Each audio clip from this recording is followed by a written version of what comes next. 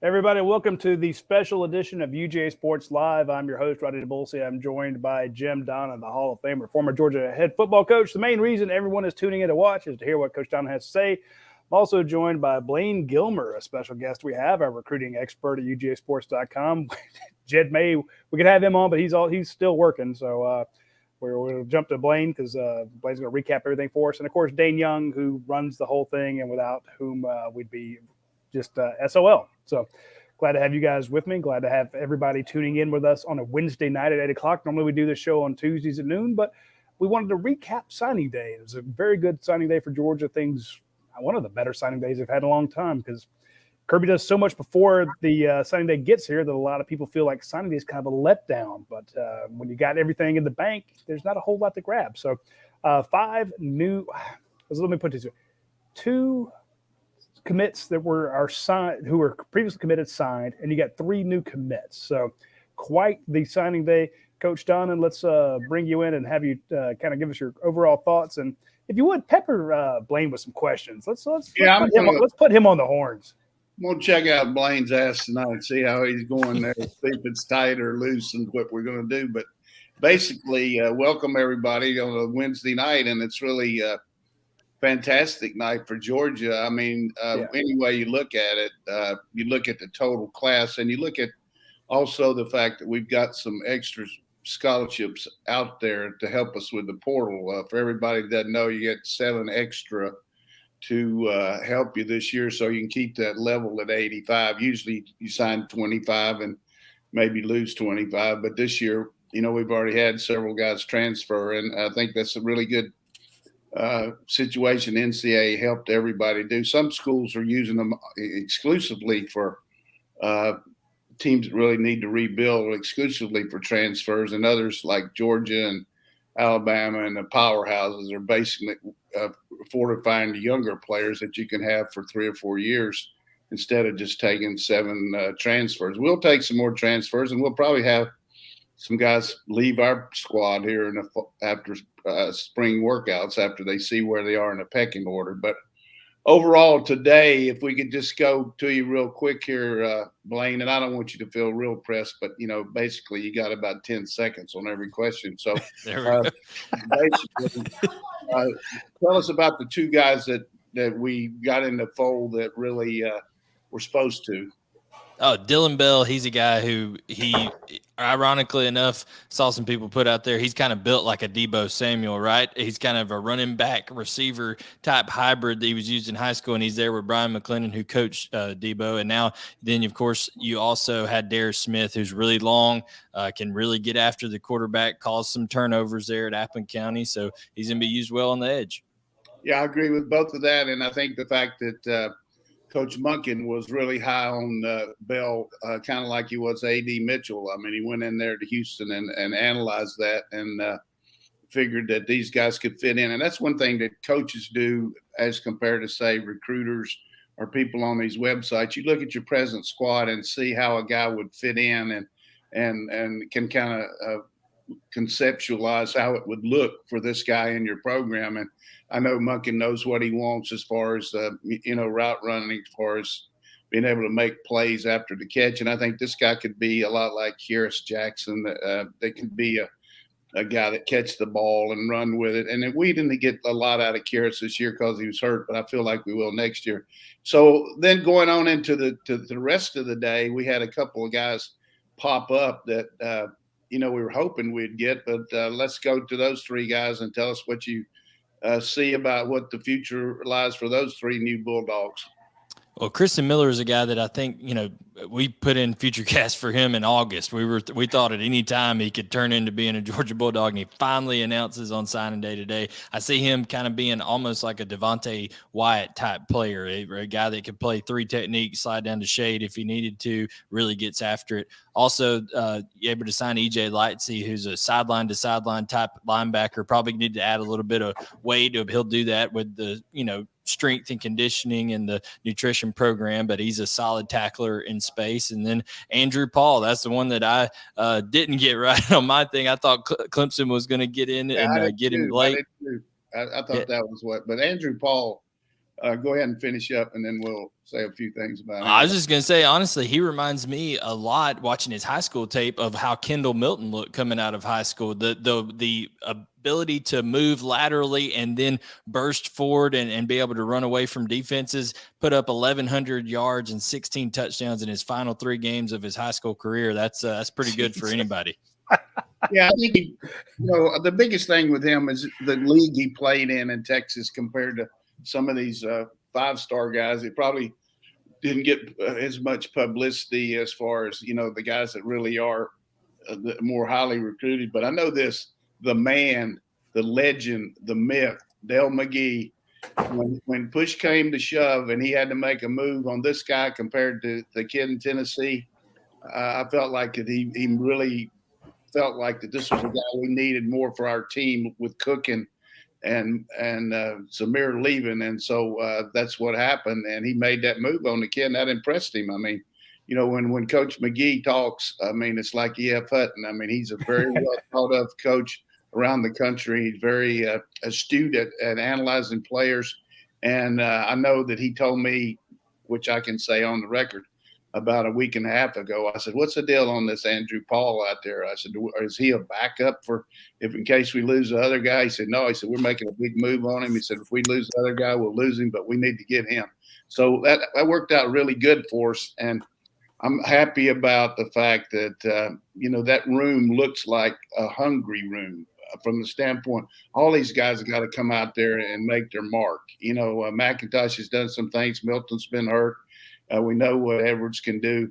So basically, they still haven't been in the frying pan where everything's counting on them, where they've been where they got to be the man. And now you bring these 2 war daddies in here, these big, strong, physical guys to go with that. And we got a really good room. I think our offense is going to be just a really good next year. I mean, probably among the better ones we've had here with that O-line and those tight ends. And we got enough good receivers. So that was an interesting day for us around the country.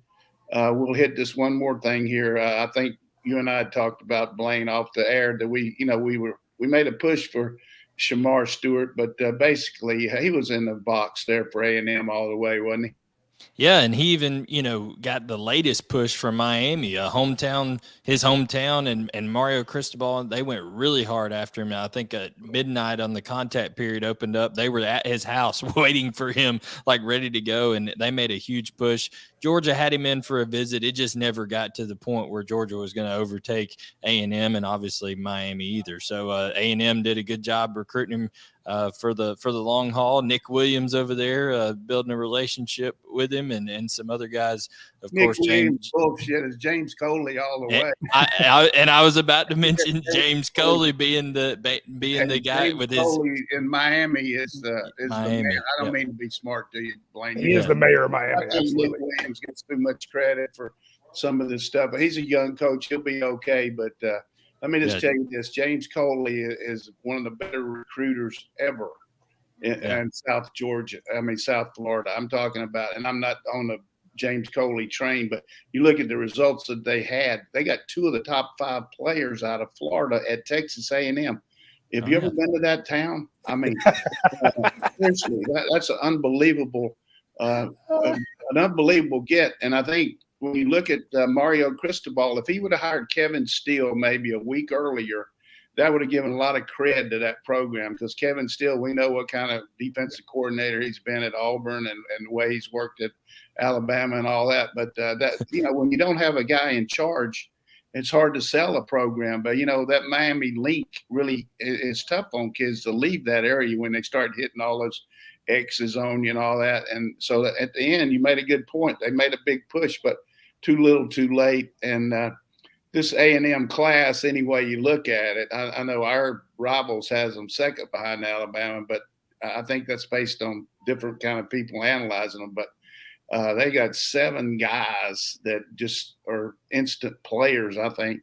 And but still remains they got to change their offense. They got to find some way to get out of that 1990 offense. And and score points and do some things in some of these games. They lost to 3 teams last year. They should have, you can't lose to 3 teams in your division like they did. They did beat Bama, and they didn't get to play in the bowl game. But that's a good analysis of those 5. But how about overall, as far as our needs, Blayne? What did you think were our number one needs, and how did we fill those? And also take a little time, and what didn't we get that you thought we might get more of?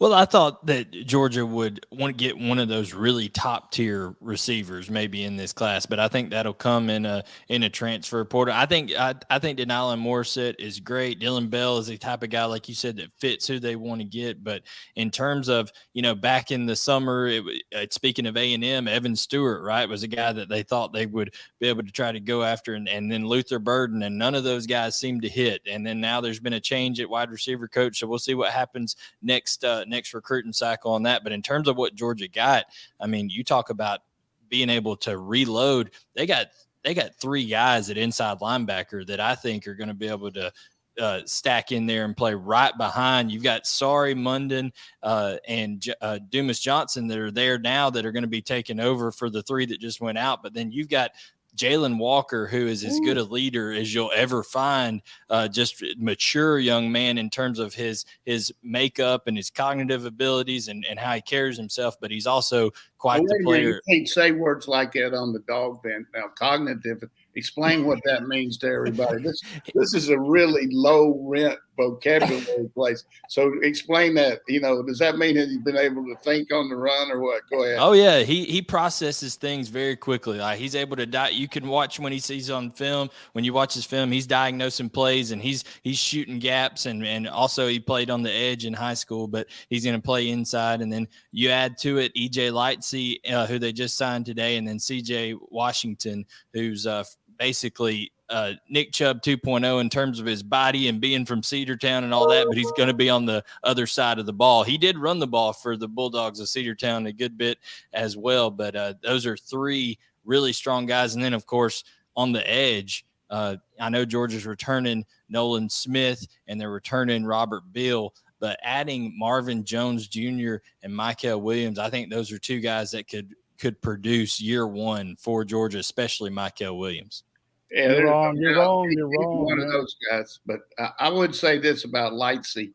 I asked Coach Schumann, our co-defensive coordinator, about him a couple of weeks ago because I think he had committed to Florida and then decommitted. I'm not sure. You can get me right there. But I said, yes, are we sir. really on this guy? Is he a backup plan guy or what's the deal? He said, no, we really like him. He's grown. He's up to 207. He can really run. And I watched some tape on him. It reminds me a lot of Rantes Grant that played for me at linebacker. And he can really accelerate. I saw him here when he's on his official visit. Got a lot of room for growth. He's wily looking. But, you just look at the speed and quickness that Nakobe Dean possessed and the way we're able to run players down inside out. That's what they're looking for in space now. You got to have guys that can play every down as one of your inside backers because you got to substitute in the secondary with nickel and dime guys, but you'd hope that you can get every down guys that can play the run and the pass. And that's why they're maybe not getting quite as big of kids starting out as inside backers that can really run like the kid you mentioned from Salisbury and also Johnson. They can run like Quay Walker and Channing Tindall and like that. So that's a good, accurate appraisal there. I think O-line was a position that was really a little light in the britches as far as around the country. Put the players that were, not the stars that we've seen before, but we were able to get some good young bodies in here to, keep them, let them develop more developmental because we got some guys who are trying to get in the lineup there. Tell us a little bit about the O-lineman there, Blayne. Well, as far as guys that they were trying to get in on, Devin Campbell, there was even he signed with Texas today. There was even word that they were trying to get him in to visit late. Georgia was. And then Tyler Booker early on in the class, it came down kind of between Georgia and Alabama. He goes to Alabama, but Georgia ends up, bringing in Ali Ba. They flipped him from Florida State. We saw him at Radi at the Rivals 5-Star Challenge, and he does not want to talk to us at all because at that time he was committed to Florida State. But he ends up. Remember, he had just visited Georgia. Yeah. And he gave our guys at the Florida State side about a 40-minute interview about how much he loved Florida State. And we started to talk to him. He's like, oh, yeah, Georgia. Oh, I can't talk about him. But, Yeah, you could tell there was something there that Georgia had made a really strong impression. And then a few weeks later, we found out he was going to flip. So, but you're right. Alou Ba, that's a massive human being. No, he is for sure, and I think he's a guy that he could. The thing that Coach Donnan, and correct me if I'm wrong, but I think that thing that Georgia looks for in all their offensive line classes is versatility. Like you saw, with Sawyer being able to play guard and tackle and things like that, and I think they accomplished that in this class, having some of those offensive linemen. Interior, you got a guy named from Grayson and Griffin Scroggs, who'll be more of a center probably as he goes on. They got Drew Bobo, Mike Bobo's son, in, of course, and then Ernest Greene's the big fish that they pulled in coming all the way across the country from Bellflower, California. He's a 4-star, could have been about a 5-star type guy in my opinion. He's 6'5", 330, can really move. So Ernest Greene from California is the big one that they pulled in this class. Also, tight end wise, even though we've got them stacked up, just Oscar Delp coming in here is huge, and didn't realize we were getting a recruiter in his mother too. She's on the internet. Dayne, that might make for a nice piece. So you'd catalog all of Mary Delp's tweets. I would say that those are going to start cutting back a little bit now that he's in the fold, based on a guy I know who used to play for me. Yeah. Well, I mean, it didn't happen with Chris Milton. So there's some of the parents that stay pretty vocal on Twitter. Yeah, that's true. And I'm not saying that's a bad thing either. So I hope people. Well, it's okay, but you just got to be really careful. I mean, it's as long as you're talking pro Georgia, come to Georgia type stuff, it's when they start talking smack about other players or something like that. That's when it gets a little iffy. And she has not done that. She never would. But I'm with you there, Coach. And sometimes you just worry. And Kirby wants to cut out any possible worry. So it wouldn't surprise me. But Mary Delp has been fantastic to follow. One thing about Oscar Delp, all year long, people worry about him going to South Carolina. South Carolina? I mean, really, nothing wrong with South Carolina, but that kid wanted to come here. It was, you just got to play it out. The same thing with Kristen Miller. He enjoyed the recruiting process. I mean, he enjoyed his trip to Florida A&M. I mean, every place he went. He was the man, and you can tell in his interviews today, very gregarious, very outgoing kid, and he's just life of the party. So some of these guys like to take it to the max. I mean, they're going to take it all the way. And we've got two guys there, in Bear Alexander and him inside, that I think are probably going to have to develop some, just normal being an inside guy. Sometimes it takes you a little while, but because they're so dominant in high school, you have a tendency to think they're going to be able to jump in there. But I saw Carter the other day. I was over there. I mean, get real. That guy is just actually scared. He's got a smile on his face and all, but if you walked in up to him and around him and saw him, you would be afraid. I mean, you would definitely think. You would feel, and he doesn't make you feel like that. He's very outgoing, but if you don't know him, you would think, I'm history. I mean, the guy is a stone man. He's just something. And then 77, I got brain lock here. I'm trying to think of the kid, the offensive guard. But Devin Willett. Yeah, Willis, I happened to see him, and he's always been a kid that I've tried to talk to a little bit. And somebody sent me a thing where a guy said, Donnan only talks about the guys that he talks to. Hey, I don't talk to a lot of them, but I think that's part of my deal here. If I talk to them, I'm going to tell you people. So yeah, I can't. Nobody else is getting that. Hell, shut up. Talk to all of them, but just because I talked to Michael Williams and Jones, that doesn't mean that I don't think those other guys were good that weekend that were in here, but that was part of my role that week, and I tried to talk to them. But I'm going to get back to this. I'm defending myself a little bit, but I'm just going to tell you that Willis has had a complete body transformation. Scott Sinclair, Collier Perno. I mean, he had some heavy baby fat on him when he got here, and then he got hurt a little bit, and he wasn't able to work like he needed to. So that first year was kind of a transition. This guy right now, I promise you, he looks like a pro offensive lineman. He's svelte. He's down to about 330. Yeah, he's svelte, man. He's 330. He said, Coach, I need to get a little more quickness. And he's serious about it. And I guess they told him to lose a little bit, but this guy looks like the dancing bear right now. I mean, so we got him and we got Tate coming back, another guard, and then we got Mims and all those guys. So, but I'm always impressed with a guy that knows what he needs to do to make that move. Hey, look at me now, and what can I do to get on the field? You know what I'm saying? So he knows that besides just a strength factor, playing a guy, those offensive guards that play against those 2 techniques and 3 techniques, you got to have some quickness because those guys on the other side of the ball, that's why they're there. They're a little quicker. So just self-analysis by him and just talking about it. I mean, I was just impressed with the fact that I didn't have to bring it out of him. He was just talking to me about, hey, this is what I'm doing. I've got me a good plan. And so put those radar antennas out for him, Dayne. You watch 77. And I like 77 because that's my age now. So I like 70.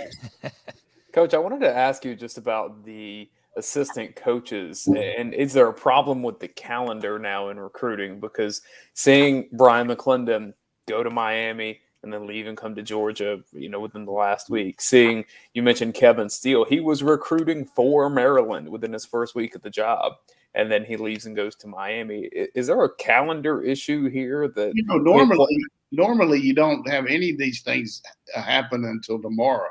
Usually they get these guys and they say, look, you're going to recruit to the end, and then if you're going somewhere else, let's do it.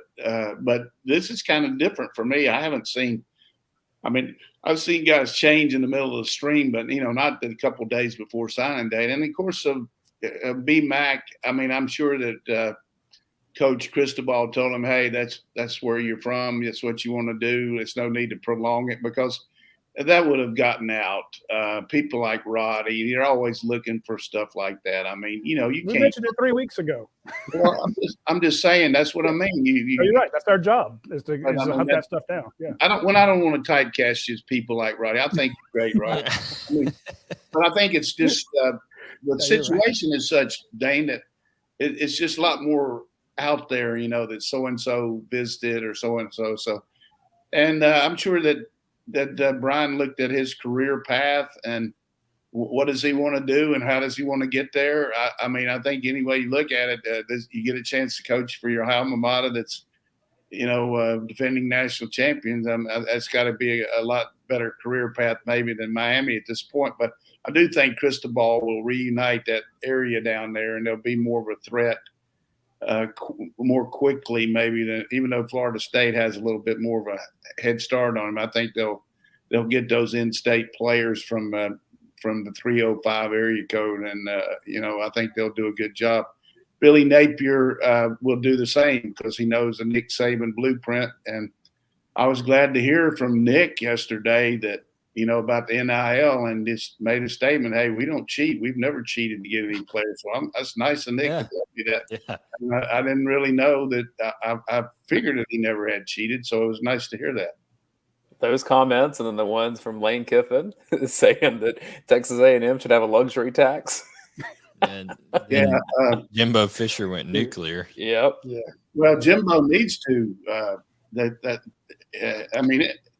Those guys aren't coming to College Station to go out and go to the bookie clubs. I'm telling you, there's something going on there. I don't know what. I guess I'm not going to accuse them of anything, but now you can do the NIL. So, but I can. They're early adapters, Coach. They're early adapters. I can tell you, they got a lot of oil money down there. A lot of oil money, and a lot of ways to do it. So. There are going to be a lot of car commercials from those young men. We're not going to get into that, but the reality is that the NIL is what it is, and we'll go on. But good job on that analysis there, Blayne. And so, as you know, everybody here is already worried about 2023. So give us a little update on is there anything else we want to talk about this class, Radi, or did we cover that pretty good? No, the only thing that when you talked about the Georgia's needs versus, addressing its needs, I thought Blayne nailed it with the inside linebackers, some of the areas they hit.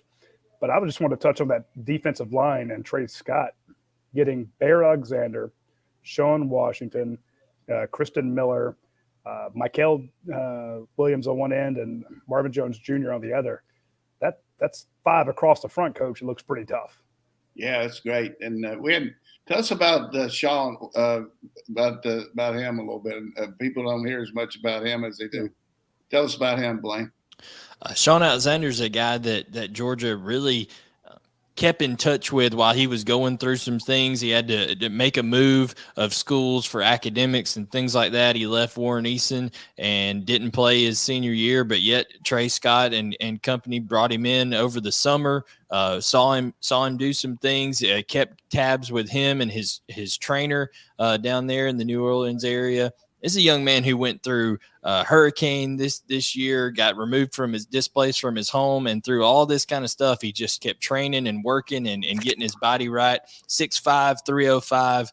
When he comes in to Georgia, we'll see what his official measurements are, now that he's here and everything, what they put out. But he's the type of player that Coach Donnan, this is what he told me. He said Coach Scott told him they see him being able to play 3 technique or in a nickel package, maybe even sliding out to a head up 4 or a 5 technique when they need him to. Like, he's a guy that can go all the way in and out. Yeah, okay. I know what Scott's telling me, what he wants to hear. How's he look on tape? What does he look like? Tell me about it. Analyze it. Tell me about it. You're Jeremiah now. Break him down. Tell me how he looks on tape. And this is an interview for you to get on the NFL Network. Tell me about him. He plays with heavy hands, right? He's got a good punch. When he comes off the line of scrimmage, he's really got a good punch, is able to penetrate the line of scrimmage pretty easily. I mean, he was playing guys that obviously he's a lot bigger than, but I saw good get off at the line of scrimmage. His top end speed, he's not doesn't run like a Jordan Davis, at least right now, but he's the type of guy that is good at the point of contact. Hey, that's what I want to hear. I know that's what you got in your repertoire. That's why I'm bringing it out of you, man. I want you to tell your stuff here. Every coach is going to bullshit them and tell them what they want to hear, but I want to hear from you, your analysis of them. And so I wanted to hear some analysis from you. You've coached some pretty good defensive backs over the year. I haven't watched the D lineman as much as I did the. No. But I watched the DBs and some of those. Yeah, guys. that's what I was going to say. You've coached some great DBs over the years. What do you think about this DB class? I think it's among the best that's ever been recruited by any team anywhere. And they saw the needs here right off the bat. They were fortunate enough to get Muschamp on the road right away to give you 2 defensive backfield coaches recruiting the heck out of them. Plus your head coach is a defensive background. So the needs were there, and we got a really good break on a couple guys that were going to other places and, turned them around, particularly Everett. I mean, people are telling me over there right now, he's turning heads here.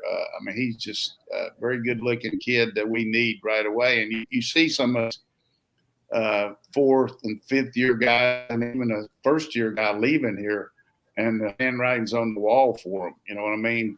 Just from the standpoint of it's going to be hard to play with these young guys stepping in. So I think we're going to have an elite secondary, maybe not quite as skilled at knowing what to do right away, but just talent-wise. I mean, a lot of guys that can help Ringo and and Smith, and we'll get Tyke Smith too. So, our secondary is going to be a real strength for us. Coach just pretty much said that when you're recruiting, if it's Marcus Stroud and he wants to play quarterback, we can think about it. We can. Oh yeah, that's true.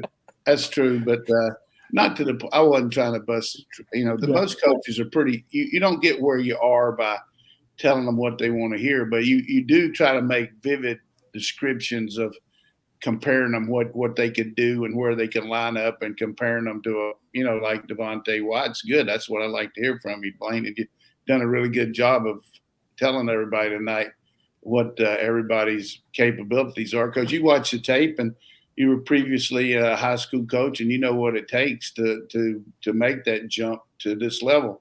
I mean, it's very difficult to project some kids. Some of them have already reached their zenith, and they're not going to get any better. But that's why you said vocabulary on this show. You can't use a word like that. You said vocabulary. He didn't learn that at NC State.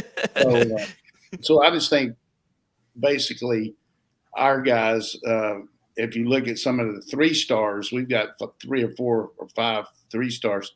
But you look at guys that we've developed that were 3-stars, like Jordan Davis and whoever. So these stars don't mean anything to Kirby. He knows what it takes. He knows what the players are. But I think he really solidified himself this year with that win, just because, not that he needed it, but he did need it, Coach. I think he did. I mean, he did need it, but I mean, 6th year though. Come on. Yeah. Well, I was saying it was. He needed it, but what I'm saying is, he has the typical thing is to say, "Oh, he's a great recruiter," but he's not the game coach and all that. But look at his record, all the games they've won. But I can just tell you this right now: I've run into very few players that became coaches that have the ability to not only be an expert at one position like DBs or linebackers or offensive line or something like that. I know when I interviewed with Doug Dickey when he was a coach at Florida, I was amazed at his total grasp of the all 22. What he could do. Ask me the question. That's the way Kirby is. He knows all 22. He knows the techniques for the quarterbacks, for the receivers, for the O-line, and special teams. A lot of teams on special teams, the coach, goes in there and meets with them and sits in the back of the room and watches it and just shows support that he's behind it. Hey, Kirby's right up in there with the tape, right up there jumping them and encouraging them and all that. And a lot of teams, they have their special teams report and they go over it and their scouting report and, have it in by Tuesday, and we'll have, hey, 7:30 Monday morning, that special team better be on their P's and Q's, because Kirby's going to put their ass through the ringer. He's going to ask you all the questions that you need to ask, and they're going to be ready. And you look at our special teams with 3 different special teams coaches, and a guy that went down this year as a special teams coach over 6 years, have been among the best in the country week in and week out. And that's because the demand that's placed on them during practice and the way we're able to, use those to our advantage. So I think that was a miraculous job that Robbie Disher and all those guys stepped in for Cochran this year, along with Hartley, who's really one of the best punt guys in America. And then, of course, Muschamp and all the other guys stepped in there too. And when you look at the class of 2022 and say who can make that immediate impact, Jake Camardo was amazing at Georgia. And so Brett Thorson, big shoes to fill, and we'll see if he's up for that challenge right away. You talking about the Australian guy? I am. Yeah, well, he might be able to. We'll see. That'd be fun to watch. Because we're talking a little bit about Texas A&M and, a lot of the kids out there with some good NIL deals, and they'll be doing a lot of commercials. We're going to touch on a couple commercials right now. I want to let folks know that I'm sitting at the golf simulator at Classics and Eats, where you can actually come in here and play golf. You hit them against this backdrop, you take out your clubs, you just whack it into it, and it lets you know how far it went. It's a blast to play. You can play a ton of different courses. You want to come out here and play Pebble Beach? Come on and do it. Of course, they have great food, and I'll show you some of that here in a second. They brought me a bunch of wings and chicken tenders. It's fabulous. That's why I love coming here. If you are watching the show, you know that we have 4 main sponsors. They're, of course, our friends at Academia Brewing Company, Athens Ford, Europe and Dead Soxy. And I'm going to bring up our friends at Dead Soxy because they have a special deal that I want you to know about. You're getting close. It's the second. You've got 12 days before Valentine's Day gets here. Well, they actually have a Valentine's Day special. So you'll be able to get, if you want to get some great socks for the man in your life or the woman in your life, hit them up with, check out the Valentine's Day sale. The code is FOOTSY, FOOTSY, and you can get a 30% off of any of the orders at Dead Soxy. They're fantastic socks. Very comfortable. It's something you'll enjoy wearing year round. I'm wearing mine now. And, hey, they're lucky socks. So, of course, you can also get the Georgia-themed socks, or you can get the business-themed socks, or you can get just the colorful styles, anything like that from our friends at Dead Soxy. Check them out. They're the most comfortable socks you'll ever wear in your life. So if you want to get something for somebody that you love, get them socks that they will love. And also want to talk about our friends at Athens. Hey, I was talking to me there. Hey, also want to mention our friends out at Athens Ford. Great supporters of this program. Great supporters of the Georgia football program.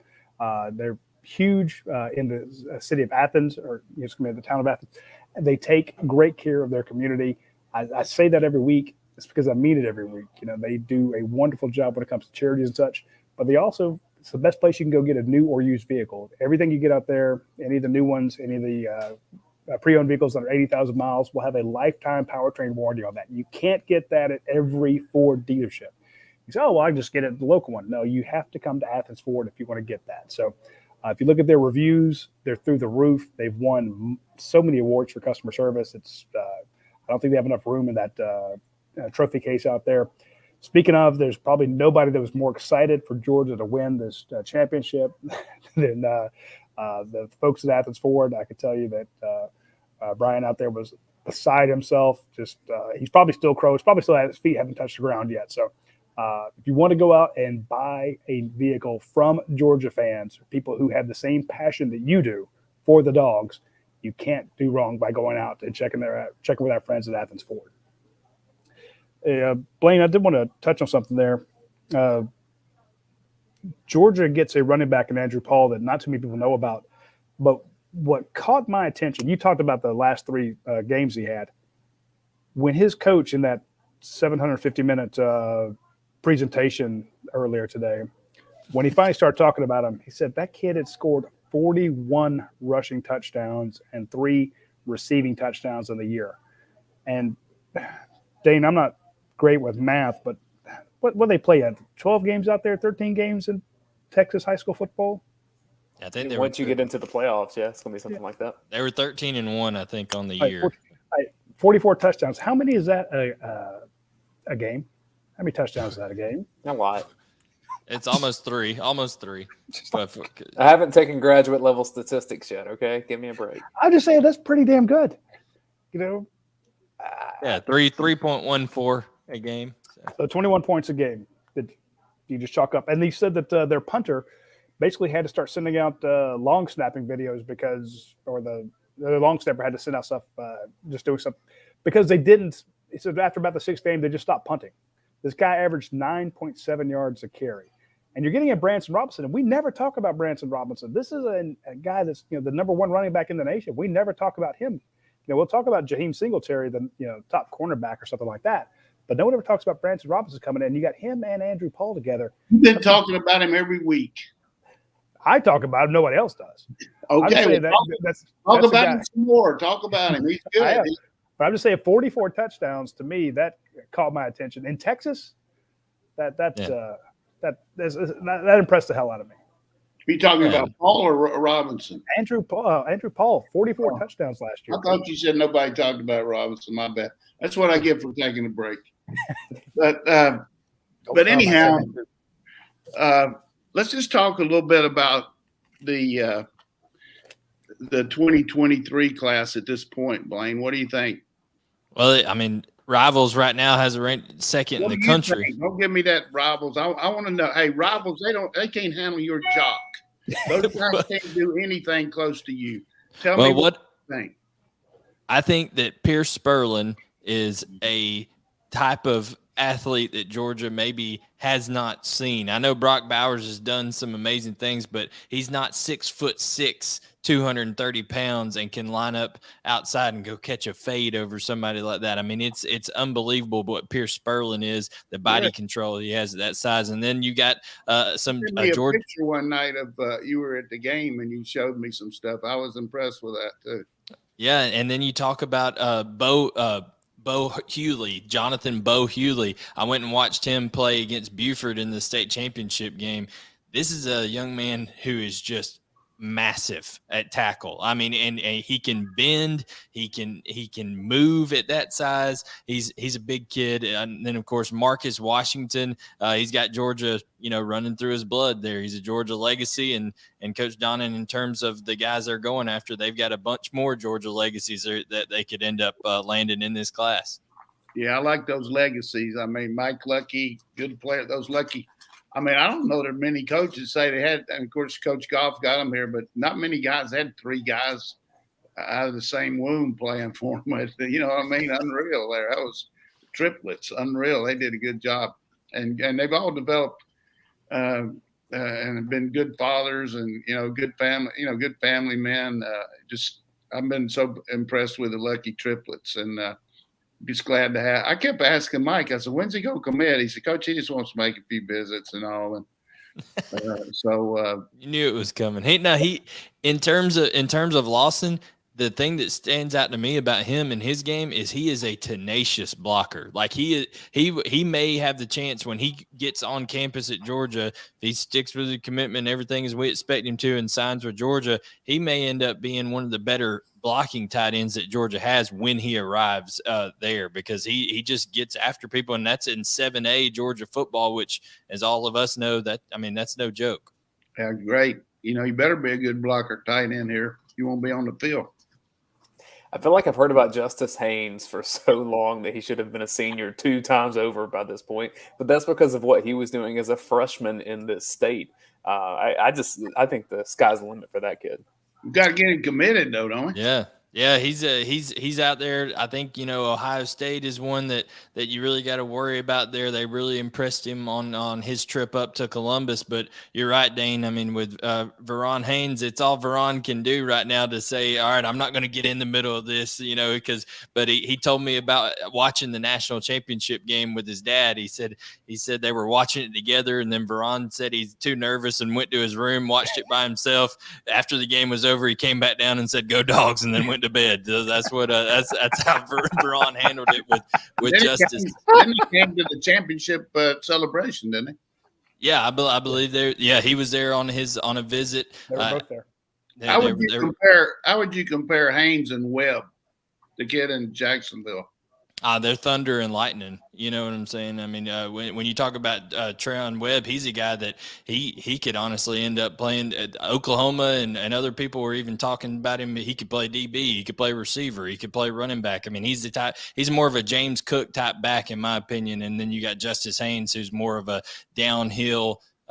Can carry the load. He legitimately has carried the ball 35, 40 times in games in high school, which I know he wouldn't get anywhere close to that at Georgia, but he can carry the load when you need him to. How about that kid from Texas we had that came in here, the running back for the junior day? I know they're high on him too, right? Yeah, Reuben Owens the second. Reuben is a type of guy very much in the same mold as a Treon Webb. He's a guy who they use a ton on wheel routes. I mean, they must have been watching Florida's film from 2 years ago, because all they do is run wheel routes with him out of the backfield, it seems like, which is what Reuben Owens does. But he's been very much so a outside the tackles runner. I think he's got to work on developing his game running in between the tackles some, and he would obviously do that if he came to Georgia. We'll get on those other positions in a minute, but we're going to talk about Arch Manning. But how about that kid in California that Coach Munkin went to see? How good is he, and the one in Texas for 2024? You're talking about Dylan Raiola is the one that was in Texas. He's just recently moved to a big high school in Arizona, and I know Munkin and Faulkner both were out there visiting that school. That's a 2024 guy. Who's a 2023 guy in California?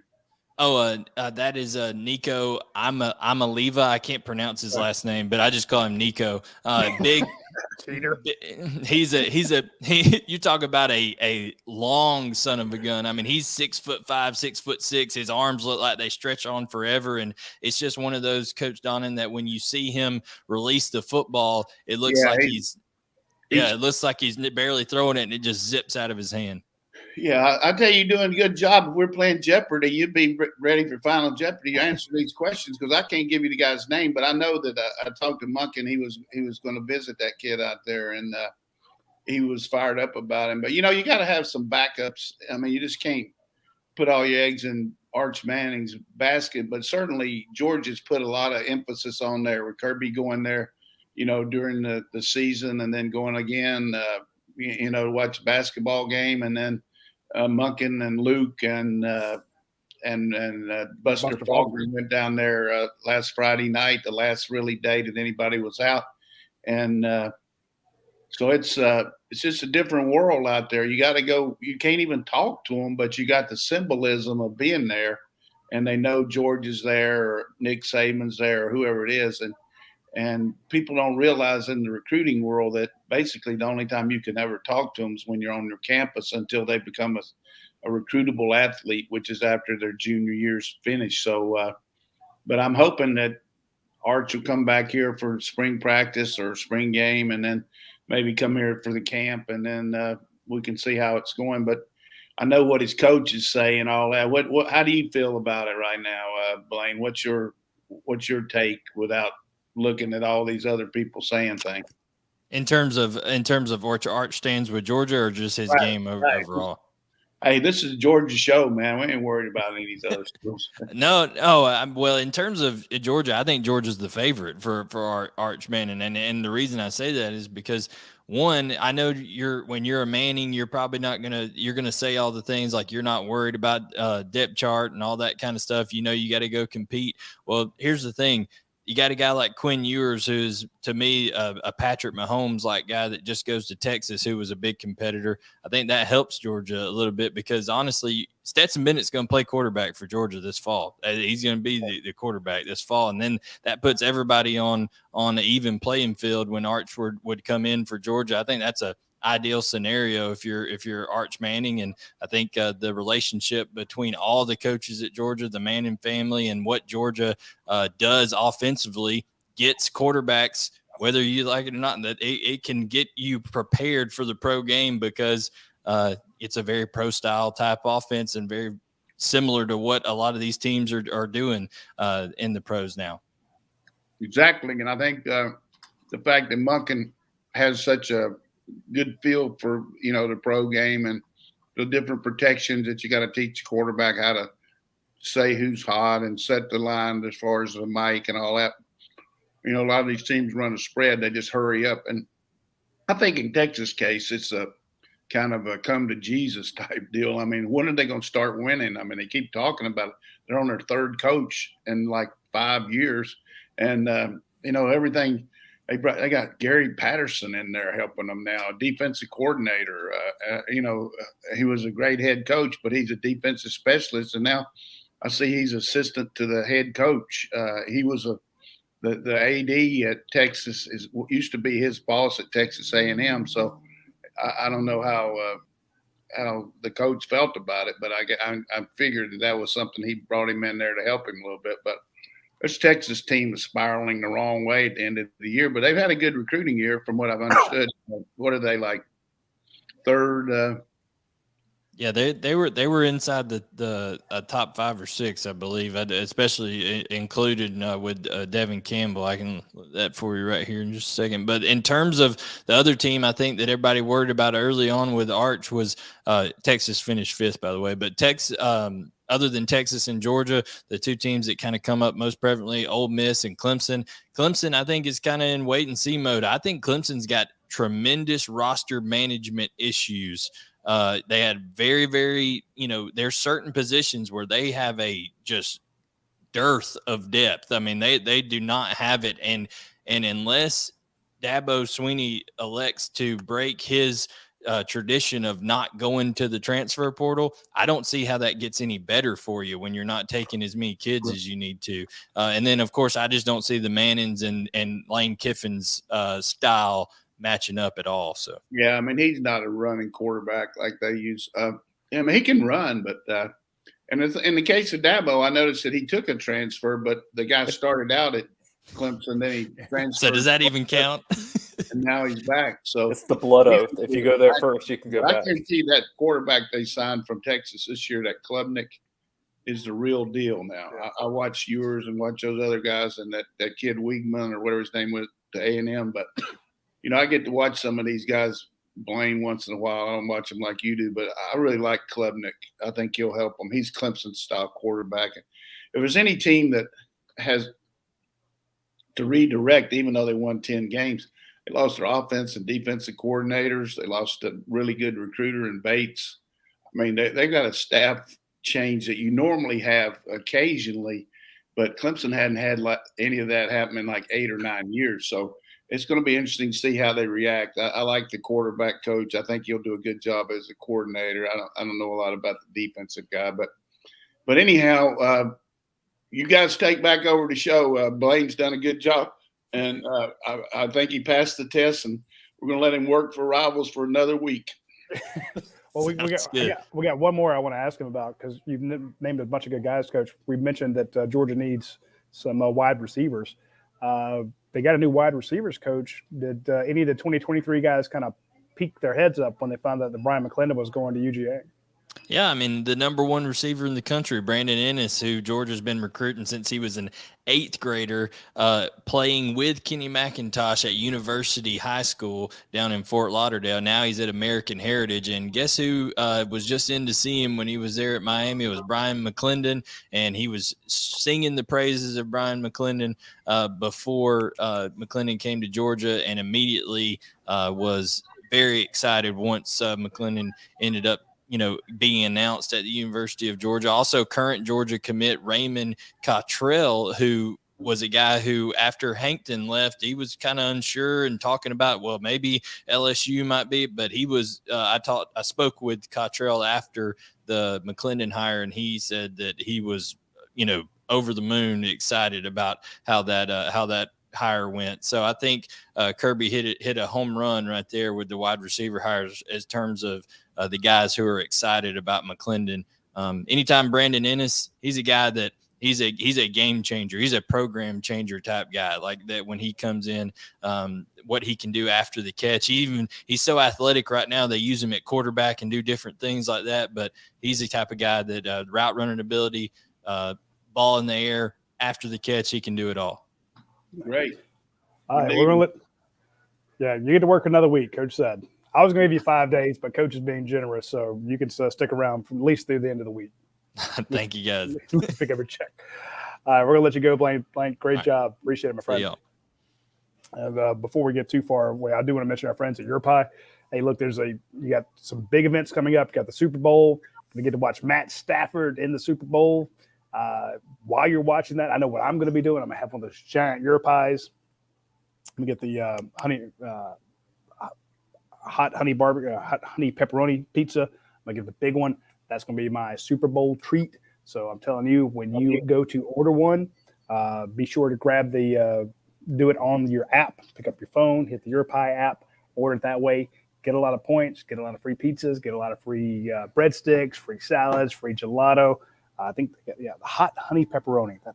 That some bitch is good. So I think they have they have plant-based vanilla gelato. Plant-based. Don't ask me why you need plant-based vanilla gelato, but they got it. So, and also if you need a different type of crust, you need a gluten-free crust, you can get that on your pizza. If you're doing keto, you need a cauliflower crust, you can get that. So they got everything you need at any of the Your Pies. Hit them up, check them out. I'm sure you'll enjoy the food there. And of course, I also want to mention our friends at Academy Brewing Company. If you're not watching the Super Bowl, if you want to go out and watch it, some players, you want to have a nice play. If you're in Athens, you want to watch it, you're not watching it at a friend's house, swing by our friends at Academy Brewing Company. This week, they've got live music. Of course, they always have their beer and biscuit brunch. They put up a picture this past weekend of their French toast. It looks amazing. But the live music is going to be Sarah Moots on Thursday from 6 to 9. But this is a great place to watch a big game. They have giant televisions all over the place. They have the big projection screen. They have the lounge. They have the beer garden outside. fantastic beer, fantastic food, great camaraderie out there. You just can't find a better place to watch a Georgia football game or an Atlanta Falcons football game, or hell, when the Braves get going. So if you want to go watch a Hawks game, check that out there. So if you're in town, you want great craft beer, you want great food, and you want a great place to enjoy it all, check out our friends at Academy Brewing Company. All right, Dayne, we got some questions here. Well, before we get to some questions from our Facebook and YouTube audiences, I do want to share a message from one of our listeners, and this was just very heartfelt. So I want to share this. This is from Chris. He sent this to me last week, and I'm going to read it. It's a paragraph in its entirety. He said, I'm hoping on your next podcast with Coach G that you could mention my beautiful mother, Lorraine Shelton, who retired from UGA and just passed away from dementia. She was on her deathbed and held on for her beloved Bulldogs to bring home the title, and she passed away Wednesday after the championship. I assure you she passed a very happy lady, and she loved Coach Donnan and everything that he stands for. This would mean the world to me and my family if you could, and it could put a smile on the face of my beautiful mother who's in heaven, and she's an Athens native, bleeds red and black. Thanks for the work y'all do. So, Chris, there you go. We appreciate that, and our deepest condolences. And, it's a lot of people were counting on the Bulldogs for that last win, and for different reasons, but certainly helped her, I'm sure, as she went to her final resting place. So I'm glad that she enjoys watching the show, and she's probably not going to have more championship feeling than that one. I guarantee you that. So, Lorraine Shelton, rest in peace. And Chris, thanks for watching, and we send love to your family. Amen. We did get some questions in YouTube and Facebook I want to get to. One that I remember seeing off the top of my head, just where do you think Malachi Starks winds up positioned? Because he can play a couple of different things. Well, he's going to be an excellent special teams guy right off the bat because he's smart and he's very played both ways in high school, and that's what Kirby's always looking for right away, to help you mature and learn. If things don't work out for you, getting on the field at a certain position. I think based on our needs, though, safety is something that we need. Depth, we need athleticism. Some of those younger safeties look good, but they hadn't had much work, So I think it'll be a defensive back, but he has the ability to play receiver. And Wildcat quarterback. He was a quarterback in high school. They ran the wing T, but just a quality person, great family. The first thing, sometimes Kirby says things about kids and it sticks in your mind, but every time he's ever mentioned Malachi Stark to me, which is maybe 3 or 4 times that I ask him, great family. That's the first thing he says. And, you remember things like that, like Champ Bailey, great family. I mean, Lorraine Bailey, come on. I mean, you know what I'm saying? So I think that's going to be big for Starks, and the fact that he grew up, 30 miles from here, always wanted to play for the Dawgs, I would think. And it's just at this point, like I used to tell guys when I was trying to get Georgia on their minds when I was recruiting, I would use that thing that I use at Oklahoma, and I'd say, hey, when you go down the halls, like, what kind of hats are those guys wearing? And instead of them saying Georgia, they would say, well, Florida and Tennessee. So I didn't say that too much my first couple of years, but then I started saying, and hey, everybody's wearing a Georgia hat, and who do you want when you want to tell everybody where your next visit's going to be? What schools you're considering. You say Georgia first, because everybody, just like today when Kristen Miller. Oh, that's went nuts. It's like, hey, that made everybody happy. So I just think we got a tidal wave of good things happening as far as, being able to take advantage of this victory that we had. And it's just going to make recruiting even better than it was. What's the schedule look like for the team in the coming weeks? I'm assuming there's some individual meetings with guys to kind of see what their goals are. But, I mean, spring practice is not that far away. Yeah, coaches, the next couple of days normally, but you never know with Kirby. They usually take off a couple of days after the signing date. What I meant by that, Kirby's got the hammer down. I don't mean to sound like he's Attila the Hun or anything, but I would think the coaches are off a few days, and then they come back, and then they start doing the self-scout for last year and analyzing the players that are coming back. and talk about what they need to do to develop and what their goals are for them in the off-season program as far as strength and conditioning gains, speed and quickness gains, and then be able to, give the strength coaches their ideas about how they want to work with these guys position-wise to get them ready before the actual spring practice, which starts, middle of March and then the end of middle of April, the spring game.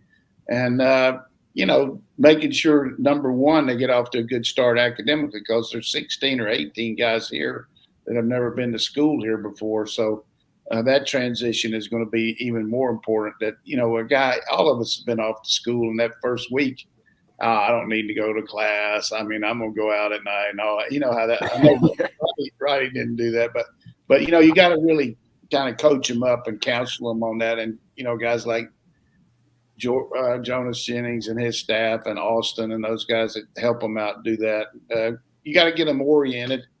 And we're going to need some depth from some of those guys. I don't know that they'll be able to step in and play right away, but we're going to need those guys to step up. So – but that'll be the schedule up until the spring practice. The kids have a lot of different things during the week that they'll do as far as working out with weights and then doing some conditioning drills and things like that. And then rehab, guys coming off injury, they really have stringent rehab that Ron Corson and his staff puts them through. And we've had a couple surgeries already. I've seen Radi mention one to me today, that Madden kid, and then Bear Alexander. They both had. And the reason, what happens a lot of times with these kids in high school, they hurt their shoulders because they don't know how to protect themselves and they don't know how to use their technique that they need to. And a lot of times big guys have that injury. They just, they're just trying to overpower people instead of using technique, and they overextend a lot of time. And a labrum injuries is something that happens to a lot of big guys coming in, and you really don't know it when you're in high school, but when they come in and get the physical, they find that out. So they take care of that early and get them ready. I mean, it's a significant injury, but when you got plenty of time to heal, it'll help them, and they're young bodies. They'll be all right. Here's a fun question from Robert Piper. Coach Donnan was a great recruiter. How does he think he would stack up against Kirby Smart as a recruiter? Oh, I don't think I could hold the candle to him because I can't burn the midnight oil anymore like he does. Guy texts all night long. I mean, he texts in his dreams. So, I feel like I could hold my own on some things, but nowadays, with the internet, with all the things you got to do with the phone and all that, I'd be kind of weak on that. But I guarantee you one thing: if it got to be me and him in the home, I could hold my own in the home with him. But and he would tell you that. But if I could get in the guy's home and had a fighting chance, I had a chance. Particularly if I had plenty of money in my wallet. Get to mama's gumbo. That's what he's saying. No, hey, we didn't. But I feel like you're as clean as Alabama, Coach. I feel like, yeah, we had a lot in common, man. So the thing that I would say about any recruiter, if you're going to be any good, and I always, when somebody tells me he's a good coach but he doesn't like to recruit, well, the guy's not going to be a very good coach. Because you've got to recruit those kids once they get here for 4 years. You just don't get them here. You got to keep working with them. You got to have them over to your house. You got to talk through the bad times and the good times. You got to motivate them. You got to have some fun with them. You got to play ping pong with them. You got to play pool with them. You got to play cards with them. You got to do some things to make them feel like there's more than and find out who their girlfriends are. And, just a lot of things. It's just you got to really – develop a relationship with them and continue that. And usually that'll continue for the next, after they get out. I've told Radi and Dayne this, I'll tell the people on there. One of the things that particularly, with my situation the last 7 or 8 months, one of the things that makes me the happiest is when a guy that I coach calls me up or says, "Hey, Coach, can I come by and see you?" or something like, "Hey, I'm just telling you, just like family." I mean, and that's nothing except the best feeling in the world to say a guy have 2 or 3 kids, have a good job, and be a good father. And, you feel like you did some things for him. That just doesn't mean at Georgia or Marshall or anywhere. You just, wherever it was, I mean, that's what you got to do. And I think that's what Kirby does extremely well. He's very genuine, and he's brought these guys back from the past that really feel good about what they're doing with Georgia. I mean, the ex-players and high school coaches, like, for instance, Monday and Tuesday of this week, Georgia coaches were in Macon with the high school coaches who have in their High School Coaches Association, the whole staff. Kirby went down there Tuesday, spent time with them, just chit-chatting and hanging with them. I mean, he flew all over the state, Coach. He went to – I mean, it seemed like there was 10, 12 days there where he was – I'm talking about Monday and Tuesday when it's a dead period. You could be here. He was down at Macon talking to high school coaches. I'm just saying it was amazing to see how many schools he stopped, because we'd see him stop at a school, fly in a helicopter, and then we'd go look. Do they have a D1 kid? And we're looking through the roster. We're like, they don't have a D1 kid. They don't have a D2 kid. But Kirby stopped by their school and spent 15, 20, half an hour talking to the head coach down there. I thought that was just a great. And he just came off a national championship. He could big time all these guys. You got to mend some fences once in a while. Some of those places. So. That maybe happened from before, but he's tireless on that. He does great.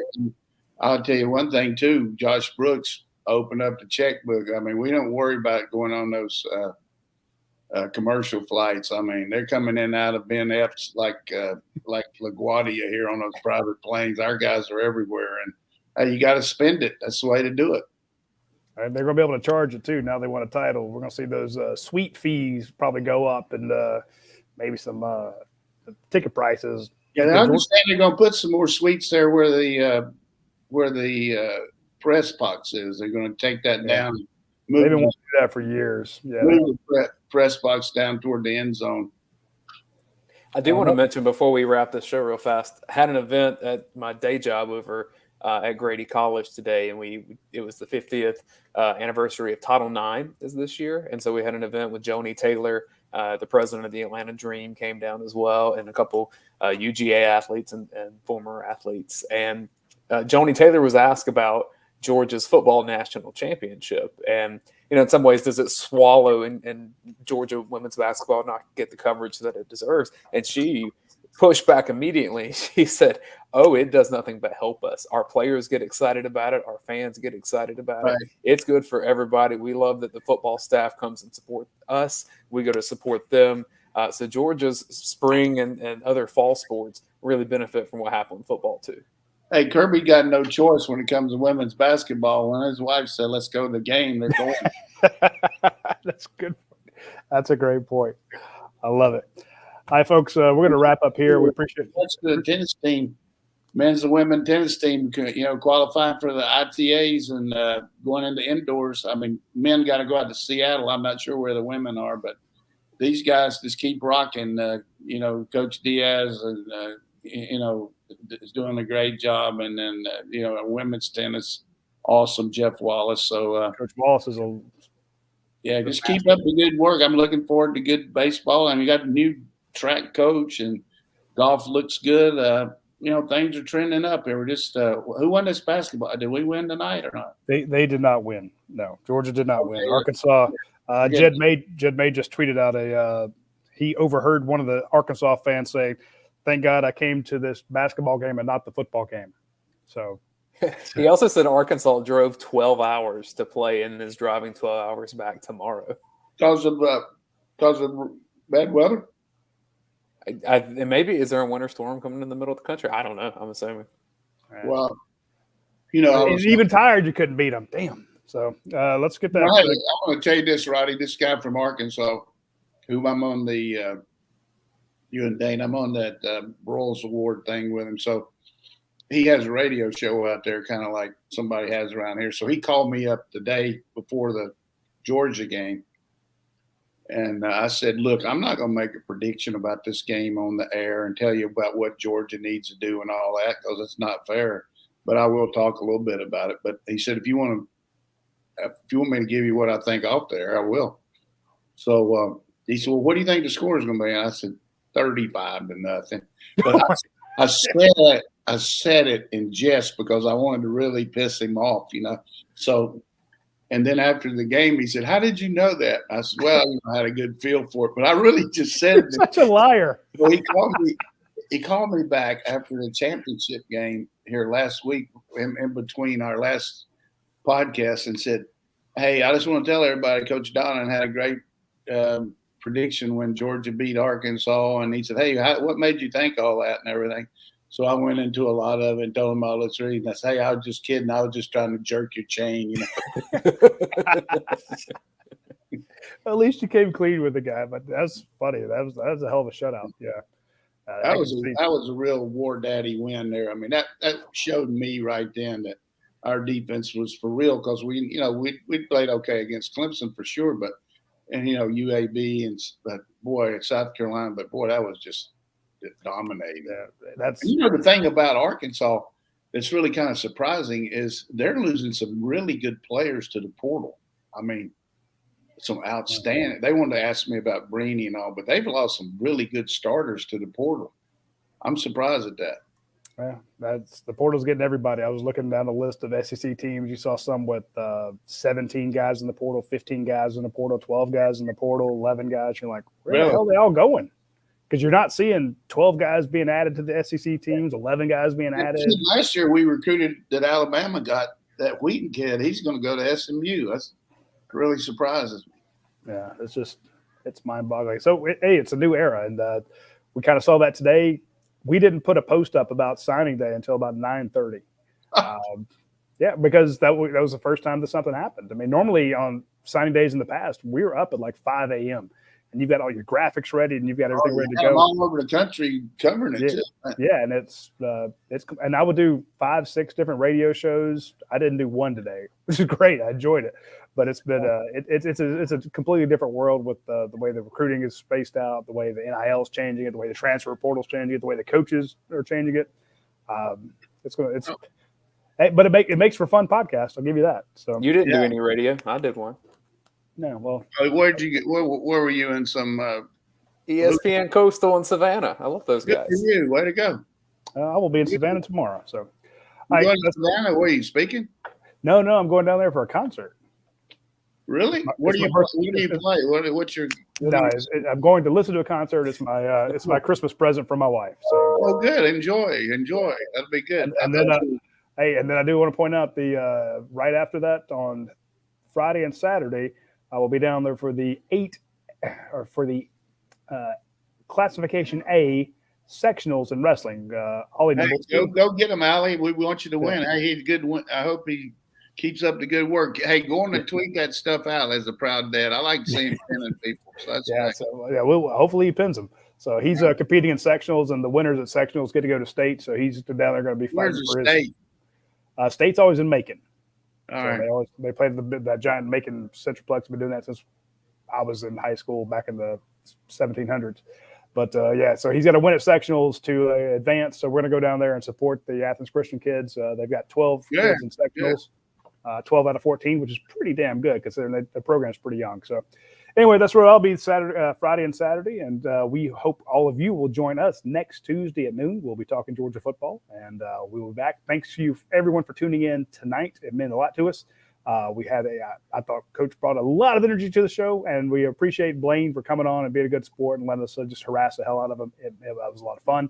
Good job by Blayne. And shout out to all of our sponsors. Of course, Classic City Eats, where I am right here. You need to come check them out. Athens Ford. You need to go out there and get a new vehicle. Dead Soxy with their Valentine's Day gifts. Academia Brewing Company. Come watch the Super Bowl up there. And, of course, Your Pie. Whenever you want a great pizza, salad, sandwich, or gelato, hit them up. And be sure to tune in next Tuesday at noon. We will have another brand new episode of UGA Sports Live. We'll see you then.